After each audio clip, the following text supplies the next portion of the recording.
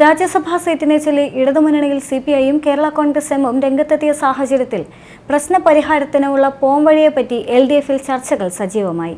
രാജ്യസഭാംഗത്വ കാലാവധി അവസാനിക്കുന്ന Kerala Congress M chairman Jose K മാണിക്ക് ഭരണപരിഷ്കാര കമ്മീഷൻ ചെയർമാൻ പദവി നൽകുന്നത് ആലോചിക്കുന്നതായാണ് റിപ്പോർട്ട്.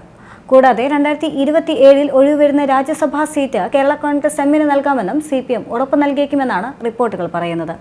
മുൻ മുഖ്യമന്ത്രി VS അച്യുതാനന്ദൻ മുൻപ് ഭരണപരിഷ്കാര കമ്മീഷൻ അധ്യക്ഷനായി പ്രവർത്തിച്ചിട്ടുണ്ട്. ക്യാബിനറ്റ് റാങ്കുള്ള പദവിയാണ് ഭരണപരിഷ്കാര കമ്മീഷൻ ചെയർമാൻ സ്ഥാനം. സംസ്ഥാനത്ത് രാജ്യസഭയിലേക്ക് 3 അംഗങ്ങളുടെ ഒഴിവാണ് ജൂലൈ 1 ഉണ്ടാകുന്നത്. CPMലെ എളമരം കരീം, CPI സംസ്ഥാന secretary Binoy Viswam, Kerala Congress M chairman Jose K Mani എന്നിവരാണ് വിരമിക്കുന്നത്. ഇതിൽ നിയമസഭയിലെ കക്ഷിബലമനുസരിച്ച് 2 സീറ്റുകളിൽ LDFന് വിജയിക്കാനാകും. 1 സീറ്റ് UDFനും ലഭിക്കും. LDFൽ 1 സീറ്റ് CPM എടുക്കും. ശേഷിക്കുന്ന സീറ്റിനായിട്ടാണ് CPIയുടെയും കേരള കോൺഗ്രസിന്റെ ഭാഗത്തു നിന്നും ആവശ്യങ്ങൾ ഉയർന്നിട്ടുള്ളത്. നിലവിലെ ദേശീയ രാഷ്ട്രീയ സാഹചര്യത്തിൽ കേരള കോൺഗ്രസിനെ ഒഴിവാക്കിയേക്കുമെന്നാണ് ദ ന്യൂ ഇന്ത്യൻ എക്സ്പ്രസ് സൂചിപ്പിക്കുന്നത്. അതേസമയം സീറ്റ് കൂടിയേ തീരൂ എന്ന നിലപാടിലാണ് കേരള കോൺഗ്രസ്. സീറ്റ് നിഷേധിക്കപ്പെട്ടാൽ മധ്യ തിരുവിതാംകൂറിൽ പാർട്ടിയുടെ സാധ്യത കൂടുതൽ പരിങ്ങലിലാവും. കൂടാതെ UDFലേക്ക് തിരികെ പോകണമെന്ന വാദം കേരള കോൺഗ്രസിൽ കൂടുതൽ ശക്തമാകുമെന്നും പാർട്ടി നേതാക്കൾ സൂചിപ്പിക്കുന്നുണ്ട്. കേരള കോൺഗ്രസിന്റെ നിലപാടിനെ തുടർന്നാണ് കേരളത്തിൽ ഭരണ തുടർച്ച ഉണ്ടായതെന്ന് ജോസ് കെ മാണി അഭിപ്രായപ്പെട്ടിരുന്നു. അതിനിടെ രാജ്യസഭാ സീറ്റിനായി LDFൽ 2 പാർട്ടികൾ കൂടി രംഗത്തെത്തിയിരിക്കുകയാണ്. ഒന്ന് RJDയും മറ്റൊന്ന് NCPയും.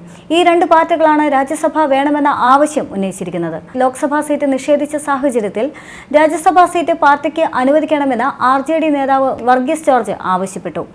രാജ്യസഭാ സീറ്റ് LDF യോഗത്തിൽ പാർട്ടി ആവശ്യപ്പെടുമെന്നും NCP നേതാവും മന്ത്രിയുമായ AK ശശീന്ദ്രൻ വ്യക്തമാക്കിയിട്ടുണ്ട്.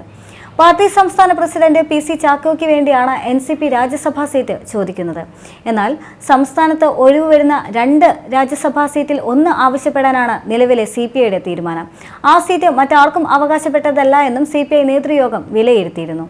തങ്ങളാണ് മുന്നണിയിലെ 2ാമത്തെ കക്ഷി എന്ന നിലയിലാണ് CPI അവകാശവാദം ശക്തമാക്കുന്നത്. രാജ്യസഭാ സീറ്റ് ഒരെണ്ണം CPM തന്നെ കൈവശം വെക്കുമെന്നാണ് നിലവിലെ സൂചന. എളമരം കരീം കോഴിക്കോട് വിജയിച്ചാൽ മറ്റൊരാളെ പരിഗണിക്കും. M സ്വരാജിന്റെ പേര് പരിഗണനയിലുണ്ട്. എന്നാൽ രാജ്യസഭയിലേക്ക് പരിഗണിക്കപ്പെടുന്ന വ്യക്തിക്ക് ഇംഗ്ലീഷ് ഭാഷയിൽ പരിജ്ഞാനം ആവശ്യമായതിനാൽ കൂടുതൽ അനുഭവ സമ്പത്തും ഭാഷാ പരിജ്ഞാനവുമുള്ള വ്യക്തിയെ പരിഗണിക്കാനാകും സാധ്യത.